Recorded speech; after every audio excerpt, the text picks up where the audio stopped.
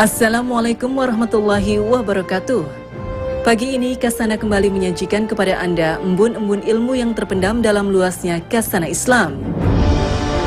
Al-Quran menyebutkan angan-angan orang muslim yang suka menunda amal soleh di dunia sehingga datang kematiannya. Seandainya diberi kesempatan hidup kembali, dirinya akan bersedekah dan menjadi orang saleh. Allah Subhanahu wa Ta'ala berfirman, "Dan infakkanlah sebagian dari apa yang telah kami berikan kepadamu sebelum kematian datang kepada salah seorang di antara kamu."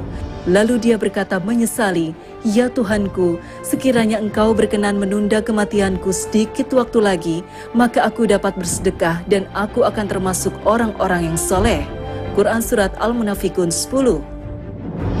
Kenapa orang yang mati itu jika diberi hidup lagi tidak memilih amalan lain? Misalnya mengatakan, "Maka aku akan melaksanakan umroh atau melakukan sholat atau puasa dan lain-lain." Para ulama mengatakan tidaklah seorang mayit menyebutkan sedekah kecuali karena dia melihat besarnya pahala dan imbas baiknya setelah dia meninggal. Bukankah perkara yang paling menyelamatkan orang di akhirat adalah iman, dan sedekah adalah bukti kebenaran iman? Rasulullah SAW bersabda, "Sedekah adalah bukti." Hadis riwayat Muslim. Imam Nawawi rahimahullah menjelaskan, maksudnya sedekah adalah bukti kebenaran imannya. Oleh karena itu sedekah dinamakan demikian karena merupakan bukti dari sidku imanihi atau kebenaran imannya. Selain itu, sedekah dapat membebaskan pelakunya dari siksa kubur. Rasulullah SAW bersabda, "Sedekah akan memadamkan api siksaan di dalam kubur." Hadis riwayat Tabrani. Bukankah pahala sedekah yang dikeluarkan seseorang akan terus mengalir kepadanya walau ia sudah berada di liang kuburnya, sebagaimana ditegaskan Nabi SAW dalam sabdanya, "Apabila anak Adam meninggal dunia, maka terputuslah pahala amalnya kecuali 3 perkara, salah satunya sedekah jariyah." Hadis riwayat Muslim.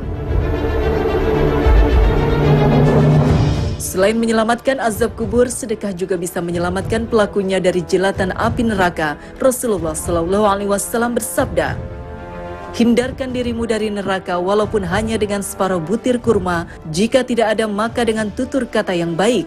Muttafaq alaih. Sedekah walaupun sedikit memiliki andil untuk menjauhkan kita dari api neraka. Semakin banyak sedekah, semakin jauh kita darinya. Bahkan sebelum prosesi keadilan ditegakkan di padang mahsyar, sedekah sangat membantu pelakunya dari huru-hara padang mahsyar yang sangat dahsyat. Panasnya terik matahari padang mahsyar dan gejolak manusia yang menderita di padang mahsyar. Saat itulah sedekah yang dikeluarkan seseorang akan menaunginya di akhirat.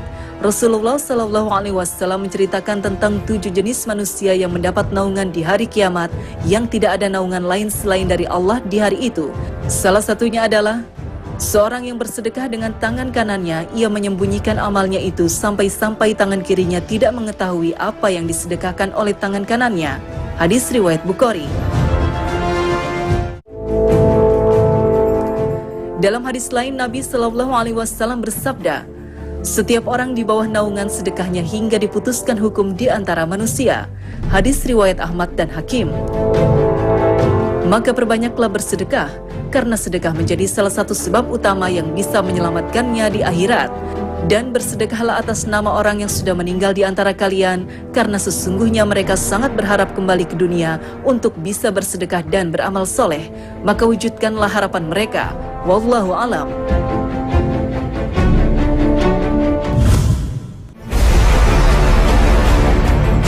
Pemirsa Kasana, semua orang pasti memiliki dosa. Disadari atau tidak, siapapun kita akan tersandung dosa, kecuali para rasul utusan Allah Subhanahu wa Ta'ala, karena memiliki sifat ma'syum atau terjaga dari kesalahan. Namun yang perlu menjadi perhatian, setiap dosa, baik dosa kecil dan dosa bahkan dosa kekufuran, bisa diampuni selama seseorang bertaubat sebelum datangnya kematian, walaupun dosa itu sepenuh bumi. Allah berfirman, "Katakanlah, hai hamba-hambaku yang melampaui batas terhadap diri mereka sendiri, janganlah kamu berputus asa dari rahmat Allah. Sesungguhnya Allah mengampuni dosa-dosa semuanya. Sesungguhnya Dialah yang Maha Pengampun lagi Maha Penyayang." Quran Surat Az-Zumar 53. Ayat ini merupakan seruan untuk segenap orang yang terjerumus dalam maksiat, baik dalam dosa kekafiran dan dosa lainnya untuk bertaubat dan kembali pada Allah. Ayat ini memberikan kabar gembira bahwa Allah mengampuni setiap dosa bagi siapa saja yang bertaubat dan kembali padanya, walaupun dosa tersebut amat banyak, meski bagai buih di lautan yang tak mungkin terhitung. Dalam ayat lain disebutkan, tidaklah mereka mengetahui bahwasanya Allah menerima taubat dari hamba-hambanya. Quran Surat At-Taubah 104. Dan barang siapa yang mengerjakan kejahatan dan menganiaya dirinya, kemudian ia mohon ampun kepada Allah, niscaya ia mendapati Allah Maha Pengampun lagi Maha Penyayang. Quran Surat An-Nisa 110. Bahkan kepada para Nasrani yang menyatakan ideologi Trinitas, masih Allah seru untuk bertaubat. Allah berfirman, sesungguhnya kafirlah orang-orang yang mengatakan bahwasanya Allah salah seorang dari yang tiga, padahal sekali-kali tidak ada Tuhan selain dari Tuhan yang Esa. Jika mereka tidak berhenti dari apa yang mereka katakan itu, pasti orang-orang yang kafir di antara mereka akan ditimpa siksa yang pedih. Quran Surat Al-Ma'idah 73. Kemudian setelah itu Allah Ta'ala berfirman, maka mengapa mereka tidak bertaubat kepada Allah dan memohon ampun kepadanya, dan Allah Maha Pengampun lagi Maha Penyayang. Quran Surat Al-Ma'idah 74. Maka seseorang tidak boleh berputus asa dari rahmat Allah walau begitu banyak dosanya, karena pintu taubat dan rahmat Allah begitu luas.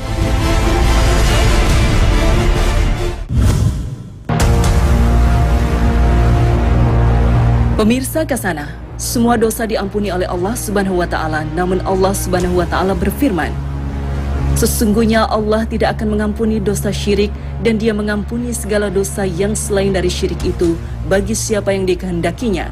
Barang siapa yang mempersekutukan Allah, maka sungguh ia telah berbuat dosa yang besar. Quran Surat An-Nisa 48. Ayat semisal juga kita dapati di dalam Surat An-Nisa. Sesungguhnya Allah tidak mengampuni dosa mempersekutukan sesuatu dengan Dia, dan Dia mengampuni dosa yang lain dari syirik itu bagi siapa yang dikehendakinya. Barang siapa yang mempersekutukan sesuatu dengan Allah, maka sesungguhnya ia telah tersesat sejauh-jauhnya. Quran Surat An-Nisa 116. Bukankah Allah Subhanahu wa Ta'ala telah menjamin manusia siapapun dia ampunan dari semua dosa? Lalu mengapa dalam ayat ini Allah mengecualikan perbuatan syirik merupakan dosa yang tak diampuni? As-Sa' di dalam tafsirnya menyebutkan yang dimaksud dosa syirik tidak diampuni adalah dosa syirik yang tidak bertaubat kepada Allah Subhanahu wa Ta'ala. Adapun orang yang bertaubat, maka dosa syirik dan dosanya yang lain akan diampuni. Sebagaimana firman Allah, katakanlah, hai hamba-hambaku yang melampaui batas terhadap diri mereka sendiri, janganlah kamu terputus asa dari rahmat Allah. Sesungguhnya Allah mengampuni dosa-dosa semuanya. Sesungguhnya Dialah yang Maha Pengampun lagi Maha Penyayang. Az-Zumar 53. Bukankah Allah akan mengampuni semua dosa bagi siapa saja yang bertaubat dan kembali kepadanya?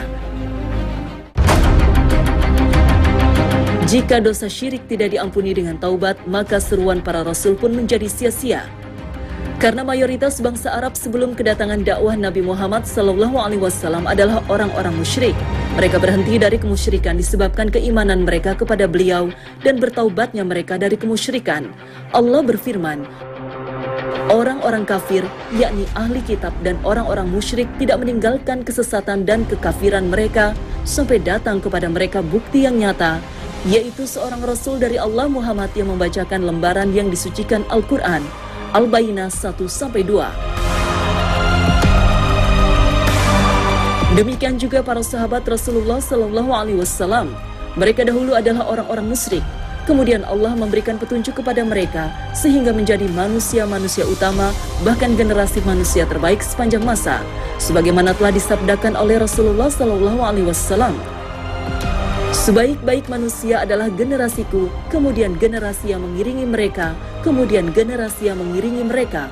Hadis riwayat Bukhari, Muslim, dan lainnya.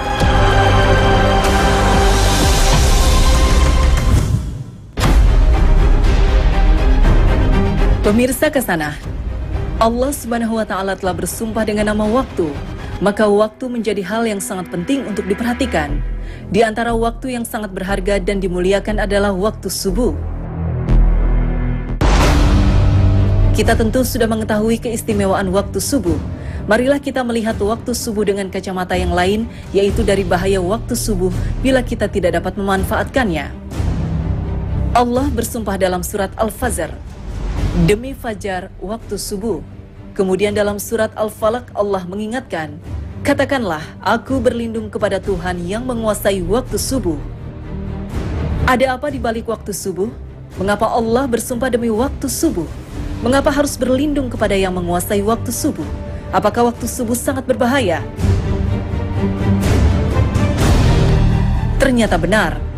Waktu subuh benar-benar sangat berbahaya. Waktu subuh lebih kejam dari sekawanan perampok bersenjata api. Waktu subuh lebih menyengsarakan dari derita kemiskinan.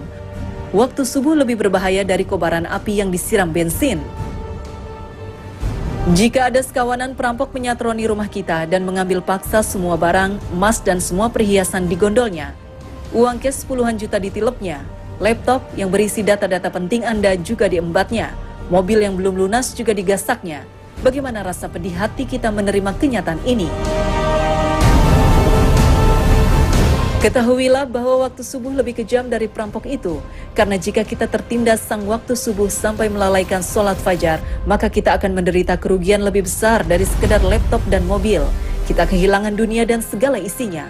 Rasulullah SAW bersabda, 2 rakaat fajar lebih baik dari dunia dan segala isinya. Hadis riwayat Muslim.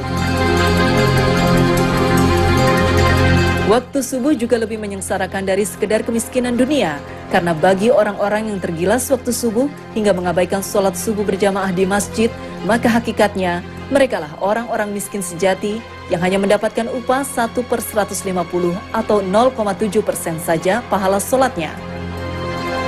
Dan barang siapa yang sholat subuh berjamaah, maka ia bagaikan sholat semalam suntuk. Hadis riwayat Muslim. Kita bisa bayangkan sholat semalam suntuk berarti sholat yang dikerjakan mulai dari tenggelamnya matahari sampai terbit fajar. Benar-benar fantastis, sama dengan sholat selama 10 jam atau kurang lebih 150 kali sholat. Betapa agung keutamaan sholat subuh berjamaah ini. Betapa malangnya orang yang tergilas waktu subuh, orang-orang yang mengabaikan sholat subuh berjamaah di masjid. Waktu subuh juga lebih berbahaya dari kobaran api yang disiram bensin. Mengapa demikian? Tahukah kita bahwa Nabi menyetarakan dengan orang munafik bagi yang tidak mampu melaksanakan sholat subuh berjamaah? Sesungguhnya tiada yang dirasa berat oleh seorang munafik kecuali melaksanakan sholat isya dan sholat subuh. Sekiranya mereka tahu akan keagungan pahalanya, niscaya mereka bakal mendatanginya ke masjid, sholat berjamaah, sekalipun harus berjalan merangkak-rangkak. Hadis riwayat Bukhari Muslim. Orang yang tergerus waktu subuh hingga tak mampu mendatangi masjid untuk sholat berjamaah adalah orang yang dalam keadaan bahaya karena disetarakan dengan orang munafik. Padahal ancaman bagi orang munafik adalah neraka jahanam. Sesungguhnya Allah akan mengumpulkan orang-orang munafik dan orang-orang kafir di dalam jahanam. Quran Surat An-Nisa 140. Bukankah jahanam lebih berbahaya dari sekedar kobaran api yang disiram bensin? Nah, agar tidak merasakan tindasan waktu subuh yang lebih kejam dari perampokan, agar tidak terkena gilasan waktu subuh yang lebih menyengsarakan dari derita kemiskinan, dan agar tidak tertelan gerusan waktu subuh yang lebih berbahaya dari kobaran api, maka Allah berfirman, katakanlah, aku berlindung kepada Tuhan yang menguasai waktu subuh. Quran Surat Al-Falaq 1. Yaitu dengan memanfaatkan waktu subuh sebaik-baiknya, maka lakukan sholat sunnah dan sholat berjamaah di masjid.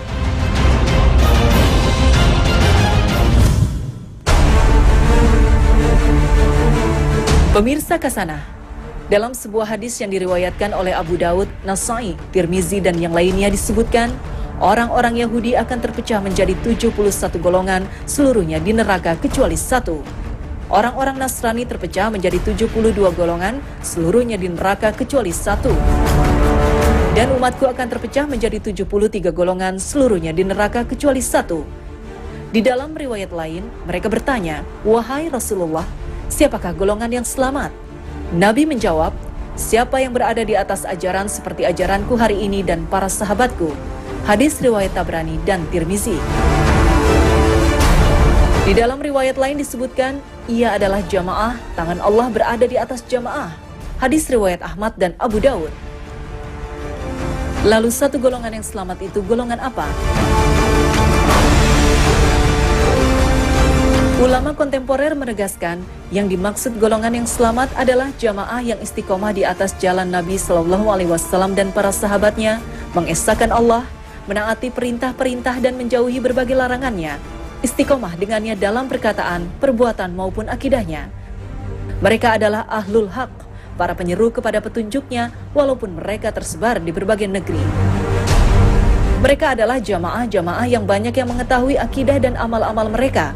Apabila mereka berada di atas jalan tauhid, keimanan kepada Allah dan Rasul-Nya, istiqomah di atas agama Allah, sebagaimana yang terdapat pada Al-Quran dan Sunnah Rasul-Nya, maka mereka adalah ahlus sunnah wal jamaah, walaupun mereka berada di banyak tempat. Dengan demikian, kriteria golongan yang selamat itu adalah keistiqomahan mereka pada kebenaran. Apabila terhadap seseorang atau jamaah yang menyeru kepada kitab Allah dan sunnah Rasul-Nya, menyeru kepada tauhid Allah, serta mengikuti syariahnya, maka mereka adalah jamaah, mereka adalah golongan yang selamat. Sebaliknya, orang yang menyeru kepada selain kitab Allah atau selain sunnah Rasul Sallallahu Alaihi Wasallam, maka mereka bukanlah jamaah, bahkan termasuk ke dalam golongan yang sesat dan merusak. Golongan yang selamat di sini adalah para penganjur Al-Quran dan Sunnah, apapun nama jamaahnya, selama tujuan dan akidahnya adalah satu, selama mereka istiqomah di atas kebenaran, mengesahkan Allah, ikhlas, mengikuti Rasul-Nya, baik dalam perkataan, perbuatan, maupun keyakinan. Selamatnya satu golongan dari 73 golongan tidak berarti sedikitnya umat Nabi Muhammad yang berada pada jalan kebenaran, sementara yang menyimpang lebih banyak, dan bisa saja kelompok yang selamat itu meskipun hanya satu merupakan mayoritas. Ulama menegaskan kelompok yang selamat inilah yang disebut dengan Ahlus Sunnah wal Jamaah. Mereka adalah kelompok mayoritas masyarakat muslim kebanyakan. Sedangkan kelompok-kelompok yang disebut Nabi sebagai golongan sesat itu adalah kelompok-kelompok sempalan, suka perpecahan, dan beragama berdasarkan selera. Jumlah keseluruhan mereka sangat kecil, tidak mampu mendekati kelompok yang selamat.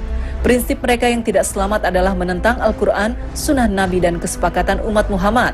Oleh karena itu, barang siapa masih mempercayai Al-Quran, Sunnah Nabi, dan Ijma, maka masih termasuk dalam kelompok Ahlus Sunnah wal Jamaah. Kelompok inilah yang disebut sebagai golongan yang selamat. Dengan demikian, hendaknya kita saling bekerja sama di dalam kebajikan dan ketakwaan, mencari solusi terhadap berbagai problematika kita dengan ilmu, hikmah, dan cara-cara yang baik. Ini adalah kewajiban kaum muslim untuk saling bekerja sama dalam kebajikan dan ketakwaan, saling menasihati di antara mereka, dan tidak saling menghina.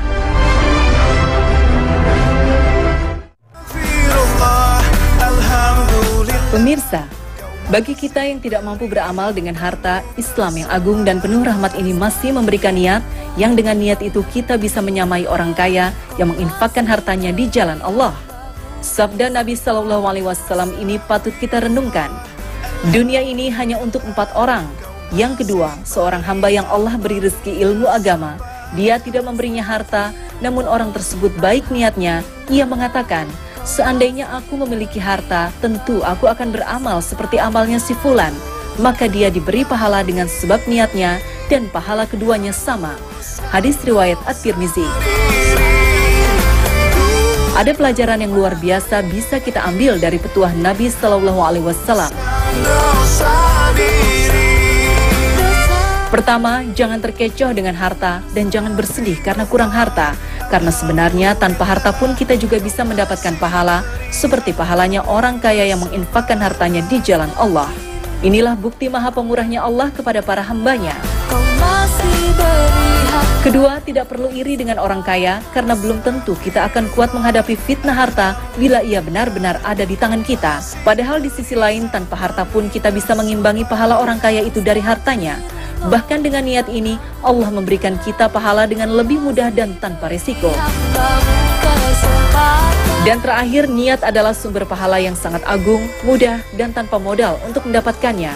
Sayangnya tak sedikit kita malah melalaikannya. Semoga Allah memberikan taufiknya kepada kita dalam menaati hati dan niat kita. Amin. Nah pemirsa, sampai di sini perjumpaan kita pagi ini. Terima kasih atas perhatiannya. Wassalamualaikum warahmatullahi wabarakatuh.